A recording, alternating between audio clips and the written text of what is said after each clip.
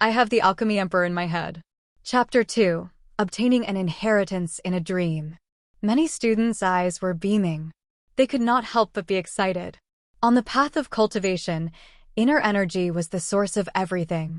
The best time to build their foundation was before they had matured. The better the foundation, the better it was for their future. This was especially true before they were divided into different streams prior to their senior year. They would only have the opportunity to get into the martial arts stream if they reached Tier 7 physical stage. Cultivating martial skills would take up time that they could use to cultivate inner energy. This would reduce their chances of getting into the martial arts stream. Thus, many parents spoke out in earlier years, requesting the school remove classes that taught martial skills. This was to prevent their children from being distracted and wasting time. Moreover, these students would live in base cities before they became adults. There were practically no dangers there, so it was quite useless for them to learn martial skills. However, it was different now. In a month's time, they would have the year-end exam. One's fate could be considered set by then. Those who were eligible for the martial arts stream would be placed there, and there was nothing that those who failed could do by then. Inner energy was just half of martial Dao cultivation. The remaining half would be the cultivation of martial skills. Even with a lower cultivation base, a martial artist who mastered martial skills could defeat one who had not. Therefore, the cultivation of martial skills was important as well. Nobody would neglect that.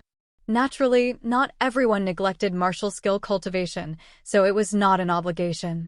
Those who were gifted might have already begun to cultivate martial skills.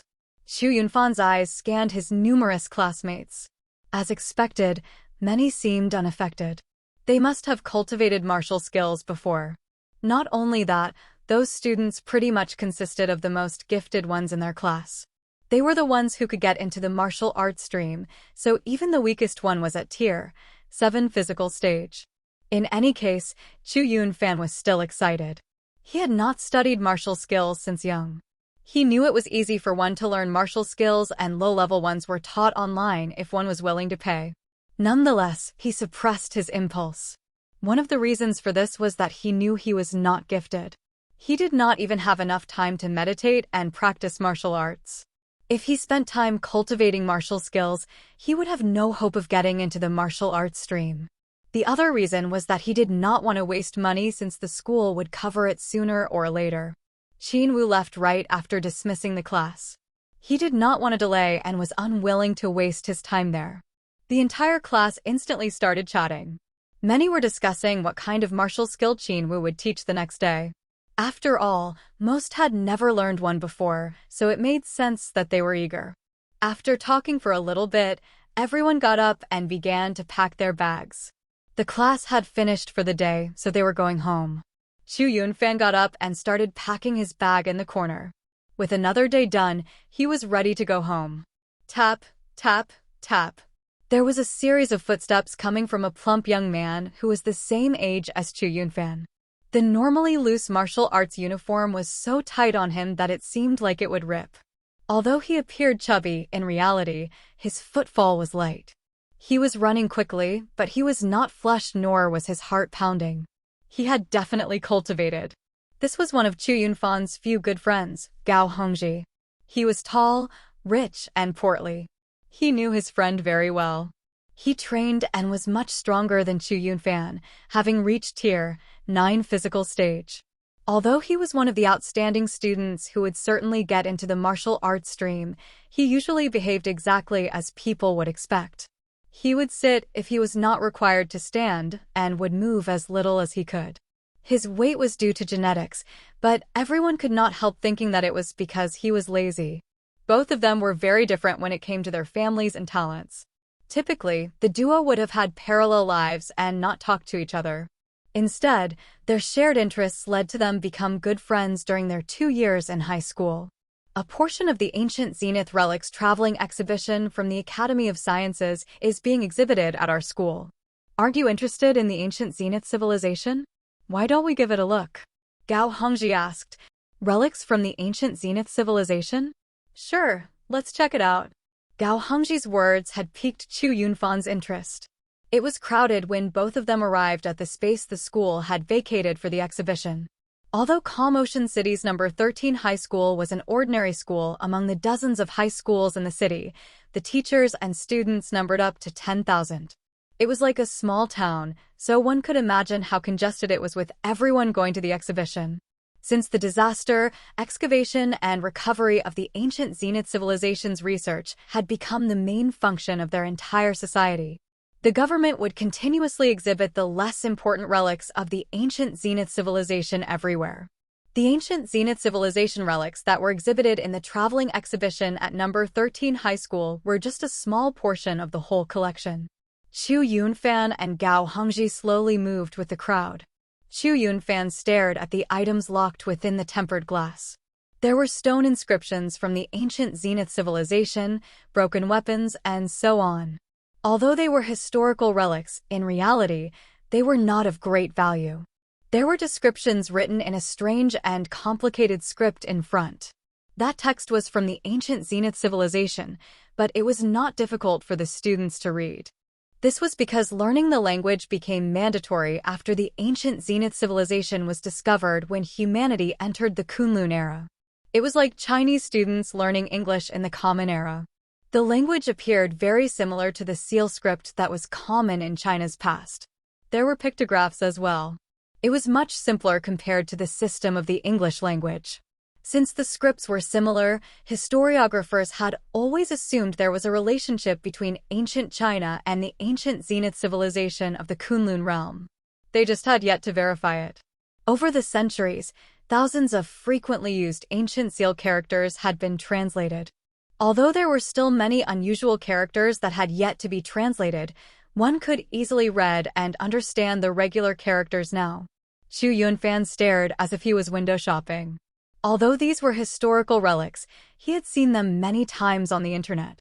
The pictures of relics printed in their textbooks were similar to these, so they were nothing new to him. It was just that he was looking at the real thing. Suddenly, he saw a massive picture scroll hovering above an ancient sword on one of the exhibition platforms. The scroll had a landscape painting with a mountain and a river. The splashes of ink were bold and majestic. Although it was a painting, it made Chu Yunfan feel as if heaven and earth had been printed on it. It seemed rather unbelievable, as it was merely an ink painting. Old Gao, is that painting part of the exhibition as well? Chu Yunfan pointed at the landscape painting on the exhibition platform. The ancient Zenith civilization was at least tens of thousands of years in the past. Such a lengthy period of time would have been enough to wipe out everything. Despite that, the landscape painting looked like it had just been completed. Although Chu Yunfan had a weak cultivation base, he knew that such a thing was commonly found when excavating the ancient civilization. It was like a unique energy barrier made these artifacts appear as good as new even after tens of millennia. These things could basically be categorized as magic tools. Even magic tools that were restored with modern technology would cost at least $1 million or even tens of millions, let alone extremely ancient magic tools that had been preserved since the ancient Zenith civilization. Their value was astronomical. How could such a thing be exhibited so casually at a school? The total value of all of the exhibition items was nothing compared to that painting. What painting? Gao Hongji's reaction shocked Chu Yunfan. What kind of joke was that?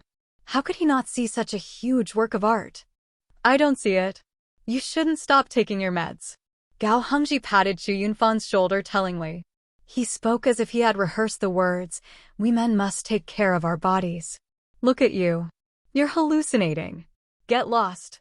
Chu Yunfan really had the urge to step on Gao Hongji's chubby face. When he looked again, the painting was still hovering above the ancient sword. Oddly, when he glanced around, nobody seemed to notice. Apparently, he was the only one that could see it. Am I really hallucinating? Even Chu Yunfan was a little unsure of himself at that point. Furthermore, he could not confirm anything when there was a crowd between him and the painting. Suddenly, the painting turned into a ray of light and beamed at him. It penetrated his mind instantly. Bang! It was like something had exploded in Chu Yunfan's head, leaving him no time to react. He felt like countless lights were glowing inside him. His entire body was in intense pain, as if every single cell was erupting and being torn apart. Meanwhile, many images rushed into his head. It was like he was dreaming, but it was very real. In the dream, he was another person. It was a dazzling world with many emperors. Its civilization was magnificent beyond imagination. It had conquered epoch after epoch, sweeping through numerous dimensions and subduing countless nations. Meanwhile, he was a genius alchemist. He had started refining medicinal pills when he was 5 and was familiar with medicine by the time he was 10. He was already well known as the alchemy master when he was 15. At age 20, he began traveling the world, and he became the alchemy king, fawned over by all, when he was 25. When he turned 30, he had become the alchemy emperor, a title that none would ever attain again.